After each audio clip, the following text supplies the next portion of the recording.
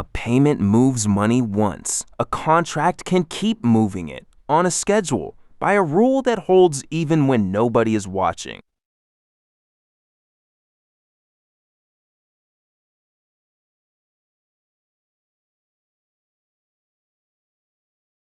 Alice is setting up a grant for an employee, a start, a cliff, an end, and a total.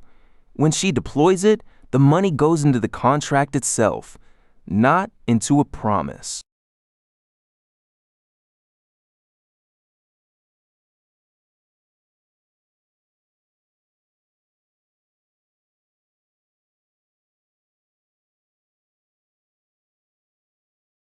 Notice the funding field follow the total. For this contract, they must match. The coins locked in the instance are the grant. Fund it with less, and you deploy something that can never pay out.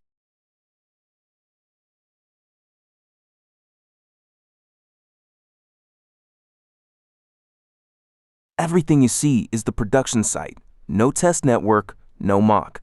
The catalog, the contract code, and the money are all on Bitcoin, and the wallet lives in this tab only.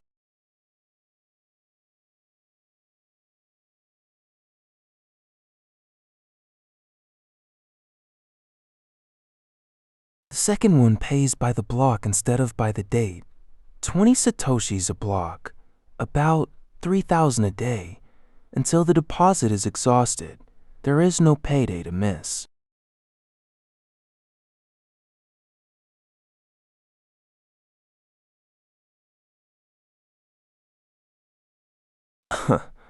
A stream like this is the closest thing here to a salary. It cannot be revoked halfway through, and it cannot be front-run. The allo rate is a function of block height, and block height is not something either side can fake.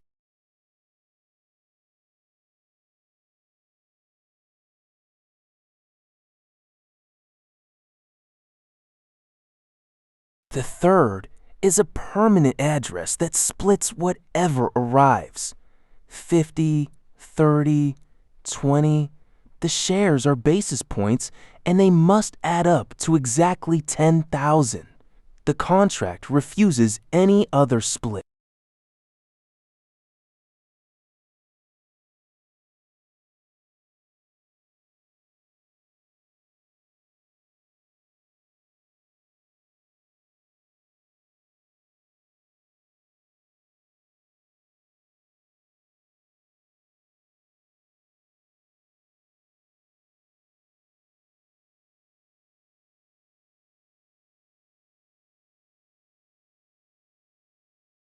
And the fourth is the strange one. Alice states what her title is worth and pays a small tax on that number every period. The catch is in the next sentence. Anyone may buy it from her at the price she named.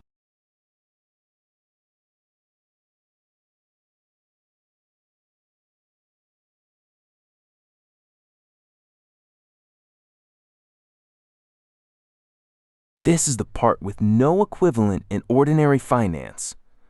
A tax you set yourself sounds like a loophole, until you notice you also have to sell at that number, overstate the price, and you burn tax, understate it, and you lose the asset.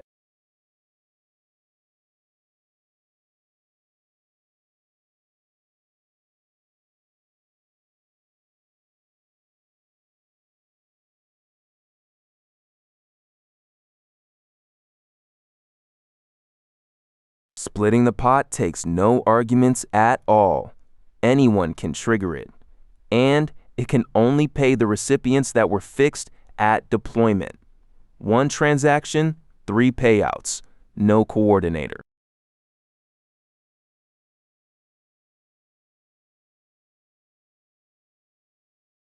Notice what is missing from all of this. An operator. There is no server deciding who gets paid, no account to be suspended, and nobody to appeal to. The rules were written into the coins when they were locked. Tax is computed by the contract, not by the interface.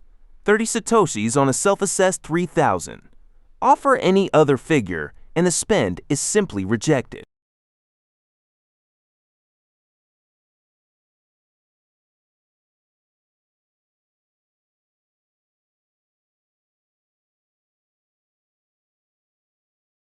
Meanwhile, Bob and Carol have found these contracts by reading the chain. Nobody sent them anything, and nobody could have stopped them looking.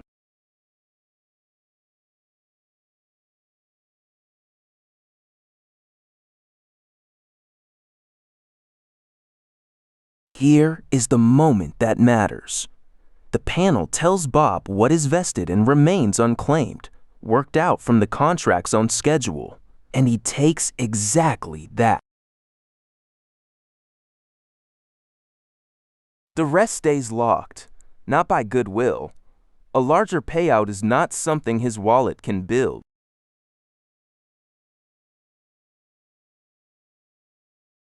And the finale, Bob buys the title at the price Alice set herself. Her signature is nowhere in this transaction. Rules, not promises.